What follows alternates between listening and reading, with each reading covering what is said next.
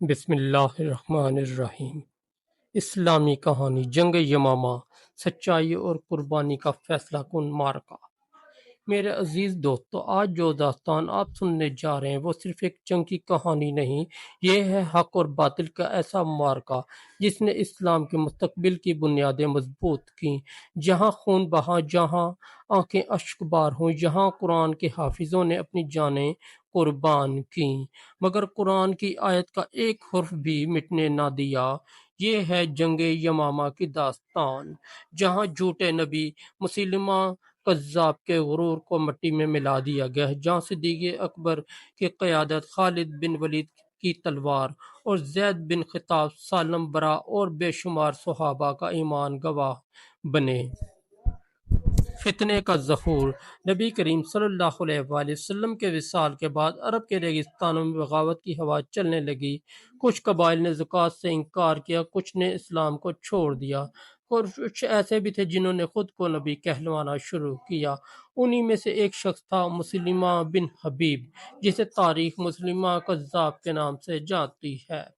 بنو حنیفہ کا یہ دھوکہ باز نہ صرف جھوٹے دعوے کرتا بلکہ لوگوں کو ورغلا کر انہیں قرآن جیسی نازل کردہ آیات سناتا جو صرف بے ادبی اور جہالت کا نمونہ تھی۔ وہ کہتا تھا، الفیل مال فیل وما ادراک مال فیل، یعنی ہاتھی کیا ہے اور تم کیا جانو ہاتھی کیا ہے۔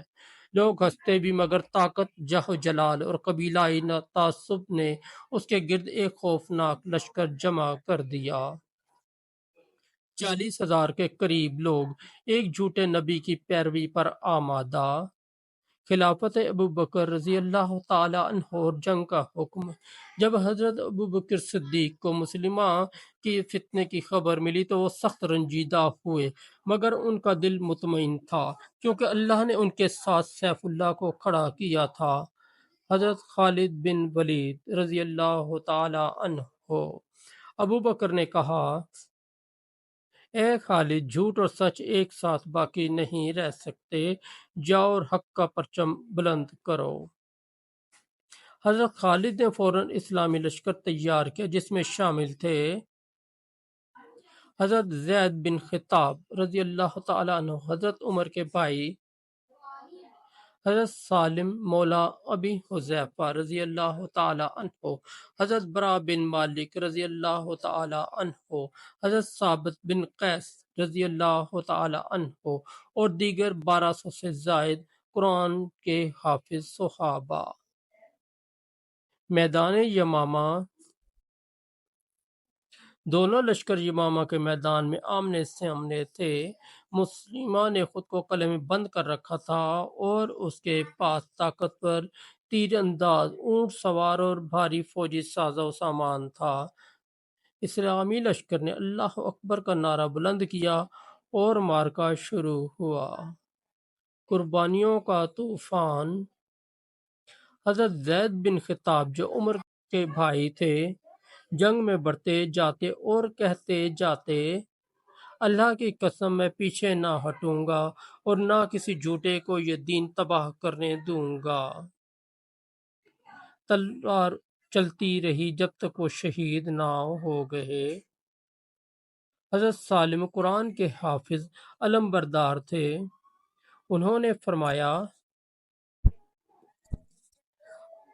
اگر آج میں کمزوری دکھاؤں تو جان لو میں بدترین انسان ہوں۔ ان کی انگلیاں کٹ گئیں مگر جھنڈا نہ گرا۔ آخر کار وہ بھی شہید ہو گئے، مگر علم اسلام کو جھکنے نہ دیا۔ قلعے کی دیواریں اور برا بن مالک۔ جب جنگ طویل ہونے لگی تو حضرت برا بن مالک نے کہا، مجھے قلعے کی دیوار کے اوپر پھینک دو، میں دروازہ کھولوں گا یا شہید ہو جاؤں گا۔ یہ سن کر صحابہ نے انہیں ایک ڈھال پر بٹھا کر قلعے میں پھینک دیا۔ انہیں تنہا لڑتے ہوئے دروازہ کھولا اور مسلمان اندر داخل ہو گئے۔ مسلمہ کا انجام۔ جب مسلمہ کذاب قلعے کے اندر چھپنے لگا تو حضرت وحشی بن حرب، وہی شخص جنہوں نے پہلے حضرت حمزہ کو شہید کیا تھا، اب ایمان لا کر طائب ہو چکے تھے۔ انہوں نے نیزہ پھینکا جو سیدھا مسلمہ کے جسم میں پیوست ہو گیا۔ اس کے بعد ایک اور صحابی نے تلوار سے وار کر کے اس فتنے کو ہمیشہ کے لیے ختم کر دیا۔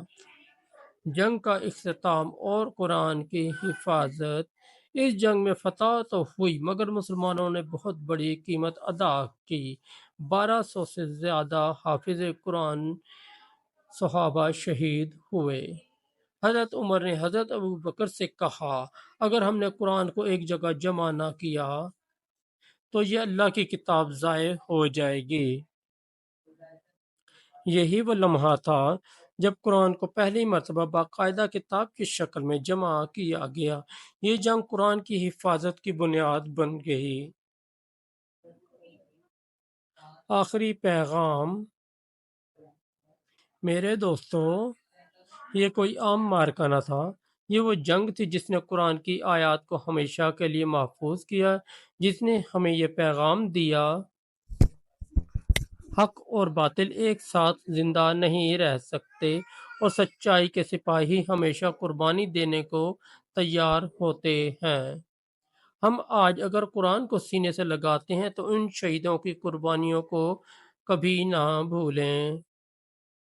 اللہ ہمیں بھی قرآن کے ساتھ وفاداری اور دین اسلام کے لیے قربانی دینے کی توفیق عطا فرمائے، آمین یا رب العالمین۔ دوستوں، ہماری اگر یہ اسٹوری اچھی لگی تو اس ویڈیو کو لائک اور دوستوں کے ساتھ شیئر کر دیں، ہمارے چینل کو سبسکرائب کر دیں۔ بہت شکریہ۔